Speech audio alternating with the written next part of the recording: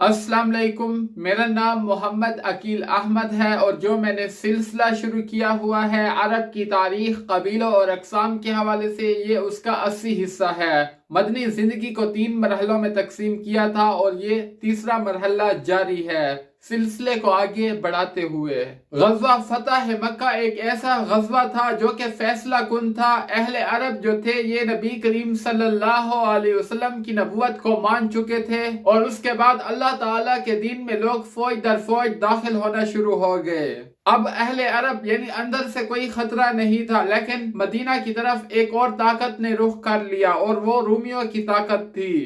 اور روئے زمین پر سب سے بڑی طاقت تھی، فوجی لحاظ سے، فوجی حیثیت سے، اور تعداد میں بھی زیادہ تھے، اور وہ بے وجہ مسلمانوں کے ساتھ چھیڑ خانی کر رہے تھے۔ اس کی ابتدا پہلے ہی ہو چکی تھی جس کا ہم ذکر کر چکے ہیں کہ نبی کریم صلی اللہ علیہ وسلم کا سفیر جو بصرہ کی طرف گیا تھا حضرت حارث بن عمیر ازدی رضی اللہ تعالی عنہ تھا۔ تو یہ سفیر کی حیثیت سے بصرہ گئے تھے، تو وہاں پہ تو شرحبیل بن عمر غسانی نے حضرت عمیر ازدی رضی اللہ تعالی عنہ کو شہید کر دیا۔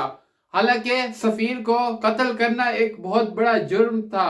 اس لیے نبی کریم صلی اللہ علیہ وسلم نے حضرت زید بن حارثہ رضی اللہ تعالی عنہ کی قیادت میں ایک لشکر بھیجا جنہوں نے موتا کی زمین پر ان کے ساتھ جنگ کی، لیکن وہ فیصلہ کن جنگ نہیں تھی۔ لیکن اس جنگ کا اثر بہت زیادہ ہوا اہل عرب پر، کیونکہ مسلمانوں کی تعداد کم تھی اور رومیوں کی تعداد زیادہ تھی۔ اس کے باوجود مسلمان جو ہیں ان کے ساتھ لڑ کے اور اپنی جان بچا کر واپس آ گئے۔ لیکن اب پھر سے انہوں نے مدینہ کی طرف رخ کیا، کیونکہ مسلمان جو تھے یہ اب ایک نئی ابھرتی ہوئی طاقت تھی جو رومیوں کو برداشت نہیں ہو رہی تھی۔ اس لیے انہوں نے یہ سوچا کہ ان کو پھلنے پھولنے سے پہلے ان کا سر کچل دینا چاہیے، تو اس نیت سے انہوں نے تیاری شروع کر دی۔ مسلمانوں کے ساتھ جنگ کرنے کا انہوں نے ارادہ کر لیا اور تیاریوں میں مصروف ہو گئے۔ اب مسلمانوں کو رومیوں کا جو خوف ہے لگا رہتا تھا، کوئی بھی غیر مانوس آواز سنتے تو چونک جاتے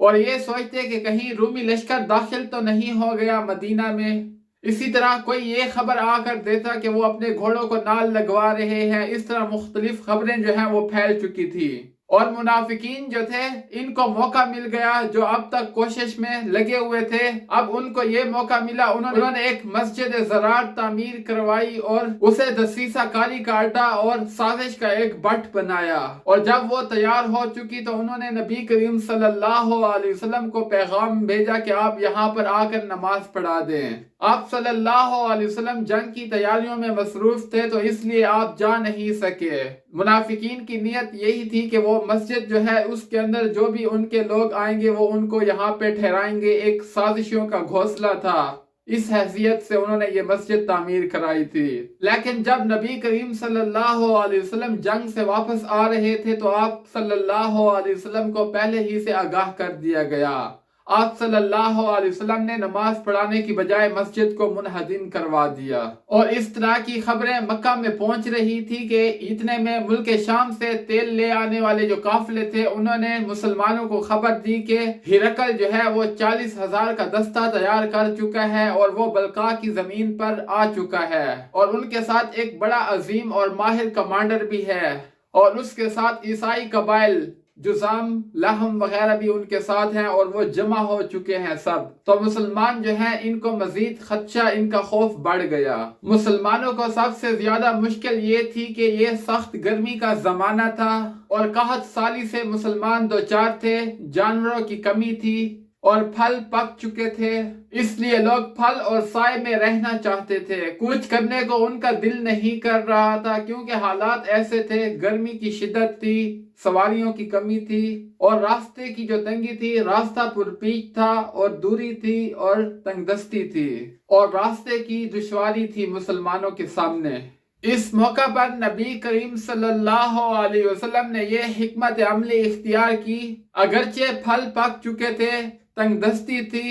قحط سالی تھی، اس کے باوجود راستہ کٹھن تھا، پھر بھی نبی کریم صلی اللہ علیہ وسلم نے تاخیر نہیں کی، سستی نہیں کی۔ آپ صلی اللہ علیہ وسلم کا مقصد یہ تھا کہ اگر رومی جو ہے یہ مدینہ میں آئے تو مسلمانوں کی جو ساکھ مضبوط ہو چکی ہے یہ پھر سے کمزور پڑ جائے گی، اس لیے رومیوں کے شہر میں گھس کے ان کے ساتھ لڑائی کریں گے۔ اس کے لیے نبی کریم صلی اللہ علیہ وسلم نے صاف صاف اعلان کروایا کہ رومیوں کے ساتھ جنگ کی تیاری کر لیں، اور اس سے پہلے اس طرح صاف صاف اعلان جنگ کے لیے نہیں کیا جاتا تھا، لیکن اس کا مقصد یہ تھا کہ لوگ اچھی طرح سے تیاری کر لیں، کیونکہ اگر مدینہ میں رومی آ گئے تو اس طرح مسلمان جو ہے ان کی ساکھ کمزور پڑ سکتی تھی، کیونکہ جتنے بھی ابھی غزے اور سریات ہو چکے ہیں اور اللہ تعالیٰ کے دین کی دعوت دی جا چکی ہے وہ سب رائے گاہ جا سکتی تھی۔ اس لیے مسلمانوں کو جلد از جلد کوئی ایسی حکمت عملی اختیار کر کے اور رومیوں کے ساتھ ٹکر لے کے ان کو شکست دینی تھی، کیونکہ مسلمان جو ہے اب اپنی ساکھ کمزور نہیں کرنا چاہتے تھے، اور لوگ جو تھے یہ نئے نئے مسلمان ہو چکے تھے اور اللہ تعالیٰ کے دین میں فوج در فوج داخل ہو رہے تھے، یہ سارا سلسلہ رک جاتا۔ اس لیے مسلمان جو ہے اس صورتحال کو فراموش نہیں کر سکتے تھے۔ جب نبی کریم صلی اللہ علیہ وسلم کا اعلان مسلمانوں تک پہنچ گیا تو مسلمان جو ہیں یہ قافلے در قافلے آنا شروع ہو گئے اور جنگ میں شامل ہونا چاہتے تھے، اور مسلمانوں کی تیاری میں تیزی آ گئی، اور جو تنگ دست تھے ان کے پاس سواری نہیں تھی اور وہ جنگ میں شامل ہونا چاہتے تھے تو نبی کریم صلی اللہ علیہ وسلم کے پاس آتے اور سوال کرتے سواری کا، لیکن آپ صلی اللہ علیہ وسلم کے پاس موجود نہ ہوتی تو آپ معذرت کر لیتے، تو اس کے بعد وہ روتے ہوئے وہاں سے واپس چلے جاتے، اور آپ صلی اللہ علیہ وسلم نے اس موقع پر مسلمانوں کو صدقہ اور خیرات کی بھی ترغیب دی، اور اس غزوہ تبوک کے اندر تمام کے تمام مسلمان جو ہیں وہ شامل ہوئے سوائے منافقین کے جن کے دل میں نفاق تھا، اور اس میں صرف 3 مسلمان جو ہیں جو صحیح الایمان ہونے کے باوجود اس جنگ میں شرکت نہ کر سکے۔ اور اس غزوہ تبوک میں مسلمانوں نے صدقہ اور خیرات میں بڑھ چڑھ کر حصہ لیا۔ حضرت عثمان رضی اللہ تعالی عنہ نے بہت سارا مال دیا، 900 اونٹ، اس کے علاوہ 100 گھوڑے اور نقدی بہت ساری چاندی بھی دی۔ اسی طرح حضرت عبد الرحمن بن عوف رضی اللہ تعالی عنہ نے اونٹ اور چاندی بہت سارا مال دیا۔ یہی وہ غزوہ تھا کہ جس میں نبی کریم صلی اللہ علیہ وسلم کے پاس حضرت ابو بکر صدیق رضی اللہ تعالی عنہ سب سے پہلے مال لے کر آئے اور اپنے گھر کا سارا مال لے کر آئے۔ گھر میں اللہ اور اللہ کے رسول کا نام چھوڑا، اس کے علاوہ کچھ اور نہیں چھوڑا، اور حضرت عمر رضی اللہ تعالی عنہ نے اپنا آدھا گھر کا جو سامان تھا وہ صدقہ کر دیا، اور اس کے علاوہ عاصم بن عدی رضی اللہ تعالی عنہ نے 13.5 ٹن جو ہے کھجور وہ دی صدقہ میں۔ اور اس موقع پر جس کے پاس جو بھی مال تھا دل کھول کر اللہ کی راہ میں صدقہ کر دیا،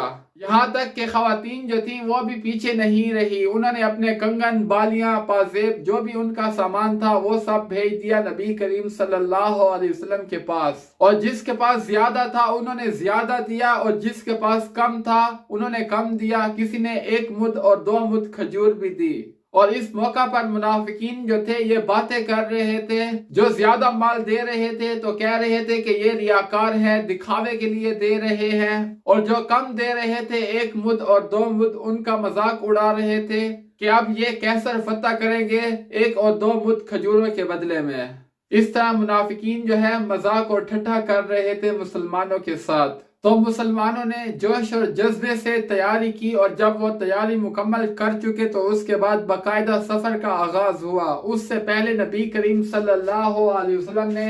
حضرت محمد بن مسلمہ رضی اللہ تعالی عنہ، یا کہا جاتا ہے صبا بن عرفتہ رضی اللہ تعالی عنہ کو مدینہ کا گورنر بنایا تھا، اور حضرت علی بن ابی طالب رضی اللہ تعالی عنہ کو مدینہ میں چھوڑ دیا تھا کہ وہ اپنے اہل و عیال کا خیال رکھیں۔ تو منافقین نے تانا زنی کی تو حضرت علی رضی اللہ تعالی عنہ نبی کریم صلی اللہ علیہ وسلم سے جا ملے، تو آپ صلی اللہ علیہ وسلم نے حضرت علی کو واپس بھیج دیا اور فرمایا کہ تم اس چیز سے راضی نہیں ہو کہ تمہیں مجھ سے وہی نسبت ہے جو حضرت موسیٰ سے حضرت ہارون کو تھی، البتہ میرے بعد کوئی نبی نہ ہوگا۔ نسائی کے مطابق جمعرات کا دن تھا جب لشکر روانہ ہوا۔ لشکر کی تعداد زیادہ تھی، مردانہ جنگی کی تعداد 30,000 تھی، اور اس سے پہلے مسلمانوں کا اتنا بڑا لشکر اکٹھا نہیں ہوا تھا۔ اس لیے مال خرچ کرنے کے باوجود سواریوں کی اور توشہ کی تنگی تھی۔ ایک اونٹ پر 18 لوگ تھے جو باری باری سواری کرتے تھے، اور مسلمان پتے کھاتے تھے جس کی وجہ سے ان کے ہونٹوں میں ورم آ گیا تھا۔ سواریوں کی قلت کے باوجود اونٹوں کو ذبح کیا گیا تاکہ اس کی آنتوں میں جو پانی ہے، جو تری ہے، اس سے مسلمان فائدہ اٹھا سکیں اور اپنی حالت کو بہتر کر سکیں، اور اس لیے اس کو جیش اسرت کہا جاتا ہے، تنگی کا لشکر۔ تبوک کی راہ میں لشکر کا گزر ہجر سے ہوا۔ ہجر وہ جگہ ہے یعنی دیار سمود جہاں پہ قوم سمود رہا کرتی تھی۔ وادی القرا کے اندر وہ پہاڑوں کو تراش کر ان میں اپنے مکانات بنایا کرتے تھے، اور کچھ صحابہ کرام نے ان کے کنویں سے پانی لے لیا تھا، تو اس کے بعد نبی کریم صلی اللہ علیہ وسلم نے فرمایا کہ یہاں سے پانی نہیں لینا، یہاں سے جو پانی لیا ہے اس سے وضو نہیں کرنا، اس کو پینا نہیں ہے، اور اگر اس سے آٹا گوندا ہے تو وہ جانوروں کو کھلا دو، اور پانی کا استعمال نہیں کرنا، اور پانی صرف اس کنویں سے لینا جہاں سے حضرت صالح علیہ السلام کی اونٹنی پانی پیا کرتی تھی۔ صحیحین میں حضرت ابن عمر رضی اللہ تعالی عنہ سے روایت ہے کہ جب نبی کریم صلی اللہ علیہ وسلم دیار سمود سے گزرے تو آپ صلی اللہ علیہ وسلم نے فرمایا، ہرگز ان کی جائے سکونت میں داخل نہیں ہونا، ایسا نہ ہو کہ جو ان کے اوپر مصیبت آئی وہ تمہارے اوپر نہ آن پڑے۔ اور آپ نے فرمایا یہاں سے گزرو مگر روتے ہوئے، اور پھر آپ صلی اللہ علیہ وسلم نے اپنا سر ڈھانپا کپڑے سے اور تیزی سے وادی سے نکل گئے، اور اس کے بعد صحابہ کرام نے نبی کریم صلی اللہ علیہ وسلم سے پانی کی شکایت کی، پیاس کی شدت کی وجہ سے، تو نبی کریم صلی اللہ علیہ وسلم نے اللہ تعالیٰ سے دعا کی، بادل آیا، بارش برسی، اور صحابہ کرام نے پانی پیا اور اونٹوں پر لادا بھی۔ جب یہ لشکر تبوک کے قریب ہوا تو آپ صلی اللہ علیہ وسلم نے فرمایا، کل تم تبوک کے چشمے پر ہوں گے مگر چاشت سے پہلے نہیں۔ اور پھر آپ صلی اللہ علیہ وسلم نے فرمایا، تم میں سے جو شخص بھی پانی کے چشمے پر پہنچے تو وہ پانی کو چھوئے نہیں، ہاتھ نہ لگائے یہاں تک کہ میں آ پہنچوں۔ حضرت معاذ رضی اللہ تعالی عنہ کا بیان ہے کہ جب ہم تبوک کے چشمے پر پہنچے تو پہلے سے ہی 2 لوگ موجود تھے۔ آپ نے ان سے پوچھا، کیا تم نے پانی کو ہاتھ لگایا؟ تو انہوں نے کہا، جی ہاں۔ پھر آپ صلی اللہ علیہ وسلم نے جو کچھ کہا جو اللہ کی چاہت تھی، تو پھر آپ صلی اللہ علیہ وسلم نے چشمے سے چند چلو پانی اکٹھا کیا، پھر اپنا چہرہ مبارک دھویا، ہاتھ دھوئے، اور پھر اس کے بعد وہی پانی چشمے میں انڈھیل دیا، جس سے چشمے کا پانی امنڈ آیا، اور صحابہ کرام نے خوب سیر ہو کر پیا۔ اور پھر آپ صلی اللہ علیہ وسلم نے فرمایا حضرت معاذ رضی اللہ تعالی عنہ سے، اگر تمہاری زندگی دراز ہوئی تو تم دیکھو گے یہ مقام جو ہے یہاں پر ہرے بھرے باغات ہوں گے۔ تبوک کے راستے میں ہی یا تبوک میں پہنچ کر روایات میں اختلاف ہے۔ نبی کریم صلی اللہ علیہ وسلم نے لشکر میں فرمایا کہ آج آندھی چلے گی، تم اپنے آپ کو مضبوطی سے تھامے رکھو، اور جس کے پاس اونٹ ہو وہ اس کی رسی کو مضبوطی کے ساتھ تھامے رکھے، اور کوئی بھی اٹھے نہیں بلکہ زمین کے ساتھ چمٹے رہیں، لگے رہیں، اور زمین پر بیٹھے رہیں۔ کہا جاتا ہے جب آندھی چلی تو اس میں ایک شخص اٹھا تو وہ آندھی اس کو اڑا کر لے گئی تی کے 2 پہاڑوں کے پاس۔ اور اس تبوک کے سفر میں نبی کریم صلی اللہ علیہ وسلم کا اصول یہ تھا کہ آپ صلی اللہ علیہ وسلم ظہر اور عصر، مغرب اور عشاء دونوں کو اکٹھا پڑھ رہے تھے، کسی مقام پر جمع تقدیم کی اور کسی مقام پر جمع تاخیر کی۔ جمع تقدیم کا مطلب یہ ہے کہ ظہر اور عصر کو اکٹھا پڑھا ظہر کے وقت میں، مغرب اور عشاء کو اکٹھا پڑھا مغرب کے وقت میں، اور جمع تاخیر کا مطلب یہ ہے کہ ظہر اور عصر کو عصر کے وقت میں پڑھا اور مغرب اور عشاء کی نماز کو عشاء کے وقت میں پڑھا۔ اس کو جمع تاخیر کہتے ہیں۔ جب نبی کریم صلی اللہ علیہ وسلم لشکر سمیت تبوک کے مقام پر پہنچ چکے تو آپ صلی اللہ علیہ وسلم نے سب کو اکٹھا کیا اور جوامع الکلم تقریر کی، اور صحابہ کرام کو دنیا اور آخرت کی بھلائی کے بارے میں بتایا، جہنم کے عذاب کے بارے میں بتلایا، انعامات کے بارے میں بتایا، جنت کی خوشخبریاں دی، اور جب صحابہ کرام نے یہ ساری باتیں سنی تو ان کی تھکان جو تھی وہ ختم ہو گئی، اور ان کو جو توشہ کی کمی تھی وہ بھی پوری ہو گئی، وہ تازہ دم ہو گئے اور ان کا جوش اور جذبہ پہلے سے بڑھ گیا۔ ادھر جب رومیوں کو پتہ لگا مسلمانوں کے لشکر کا تو ان میں ہمت نہ ہوئی اور وہ دوسرے شہروں میں منتقل ہو گئے اور ادھر ادھر بھاگ گئے۔ تو اس طرح مسلمانوں کا چرچا پوری دنیا میں پھیل چکا اور مسلمانوں کی ساکھ مضبوط ہو گئی، اور مسلمانوں کو بہت زیادہ سیاسی فوائد ہوئے جو شاید جنگ کی صورت میں نہ ہوتے۔ پھر آپ صلی اللہ علیہ وسلم کے پاس ایلا کا حاکم یحییٰ بن ربع آیا اور اس نے جزیہ ادا کرنے کی پیشکش کی۔ آپ صلی اللہ علیہ وسلم نے پیشکش کو منظور کیا، صلح نامہ لکھوایا گیا اور ان کے حوالے کر دیا گیا، اور وہ جزیہ ادا کریں گے، یہ سب چیزیں تحریری طور پر ان کے حوالے کر دی گئیں۔ اور اسی طرح نبی کریم صلی اللہ علیہ وسلم کے پاس جربہ اور ازروح کے باشندے آئے اور انہوں نے جزیہ کی پیشکش کی۔ نبی کریم صلی اللہ علیہ وسلم نے ان کی پیشکش کو منظور کیا اور ان کو بھی صلح نامہ لکھ دیا، اور جو جزیہ تھا اس کے حوالے سے تحریری طور پر ان کو لکھ کے ان کے حوالے کر دیا، اور جو اصول و ضوابط مقرر کیے گئے ان کے مطابق انہوں نے اب زندگی گزارنی تھی اس جگہ پر۔ اور اس کے بعد نبی کریم صلی اللہ علیہ وسلم نے حضرت خالد بن ولید رضی اللہ تعالی عنہ کی قیادت میں 420 لوگوں کو بھیجا دومت الجندل کی طرف۔ دومت الجندل کا جو حاکم تھا اس کا نام عقیدر تھا، اور آپ نے یہ بھی فرمایا جب تم اسے پاؤ گے تو وہ نیل گائے کا شکار کر رہا ہوگا۔ جب حضرت خالد بن ولید رضی اللہ تعالی عنہ وہاں پہنچے، جب ان کو قلعہ دکھائی دینے لگا تو انہوں نے دیکھا کہ قلعے کے دروازے پر نیل گائے اپنا سینگ رگڑ رہی ہے۔ اتنے میں عقیدر آیا اس کا شکار کرنے کے لیے۔ چاندنی رات تھی، چاند کی روشنی تھی، تو صحابہ کرام کو آسانی ہوئی اس کو گھیرنے میں، تو اس کے قریب جا کر اس کو پکڑ لیا اور پھر نبی کریم صلی اللہ علیہ وسلم کی خدمت میں پیش کیا۔ تو آپ صلی اللہ علیہ وسلم نے اس سے 2000 اونٹ، 800 غلام، 400 زیرے اور 400 نیزے دینے کی شرط پر مصالحت فرمائی، اور اس نے جزیہ دینے کا بھی اقرار کیا۔ اور عقیدر کے ساتھ بھی نبی کریم صلی اللہ علیہ وسلم نے وہی معاملہ کیا جو یحییٰ سمیت دوما، تبوک، ایلا اور طائمہ کے شرائط کے مطابق معاملہ کیا عقیدر کے ساتھ بھی۔ اور اس کے علاوہ جو رومیوں کے اعلی کار تھے، اب ان کو سمجھ میں آ گیا کہ اب ان کا وقت ختم ہو چکا ہے، اس لیے وہ بھی مسلمانوں کے حمایتی ہو گئے۔ تو اس طرح مسلمانوں کی حکومت جو ہے وہ دور دور تک روم تک جا پہنچی، اور اس طرح رومیوں کے بہت سارے اعلی کار مسلمانوں کے حمایتی بن گئے، اور مسلمانوں کی حکومت دور دراز کی حدودوں تک پھیل گئی، اور مسلمانوں کو بغیر جنگ کے فتح حاصل ہو گئی، اور اس کے بعد واپس مدینہ کا راستہ اختیار کیا۔ باقی تمام صحابہ کرام آگے نکل گئے گھاٹیوں میں، اور آپ صلی اللہ علیہ وسلم اپنے اونٹ پر سوار تھے۔ آگے کی جو نکیل کی رسی تھی وہ حضرت عمار رضی اللہ تعالی عنہ نے تھامی ہوئی تھی، اور پیچھے سے جو ہانک رہے تھے وہ حضرت حذیفہ بن یمان رضی اللہ تعالی عنہ تھے۔